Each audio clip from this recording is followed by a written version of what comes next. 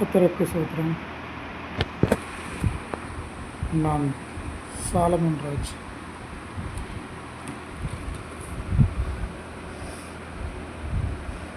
எந்த கஷ்டம் வந்தாலும் எந்த நேரத்திலும் நான் தேவ பரிசுத்தாவியரை நாடினேன். மாம்சத்தில் நடவாமல் ஆவிக்கேற்றபடி நடக்கிறவர்கள் இருந்து நான் நடந்து மனசாட்சியாக இருந்து கெட்ட பழக்கங்களை நான் கை கொள்ளக்கூடாதென்று நான் நினைத்திருக்கிறேன். தேவன் ஒரு வார்த்தை என்னை ஆபத்து காலத்தை என்னை ரட்சித்து பாதுகாத்தார். ரோமர் 8ஆம் அதிகாரத்தை நான் படித்த பொழுது ஒரு பொக்கிஷமாக எனக்கு இருக்கிறது. இதோ ரோமர் 8ஆம் அதிகாரத்தை சொல்லுவேன் என்னவென்றால், நாம் ஜெபிக்கும் பொழுது என்னவென்று ஜெபிக்க வேண்டும் என்றால், ஆண்டவரே,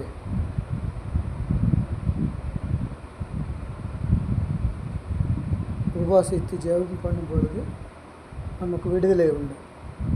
நாம் மனுஷரை நாடாமல் தேவனை நாடிக்கொண்டிருந்தால் பிதாவானவர் எனக்கு உதவி செய்தார்.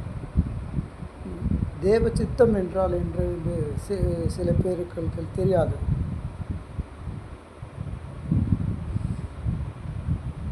தேவ சித்தம் என்றால் அவர் சொன்னபடியே நடந்து கொள்வது பிதாவின் சித்தம். அதுதான் ரகசியம்.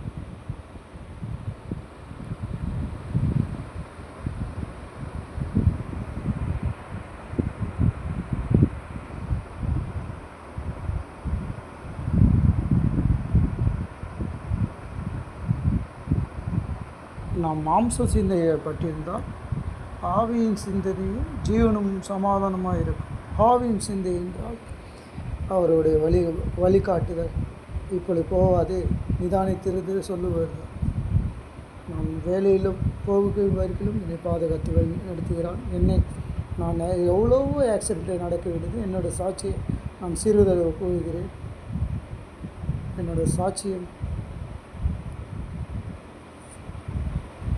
எண்ணிலடாங்க இது.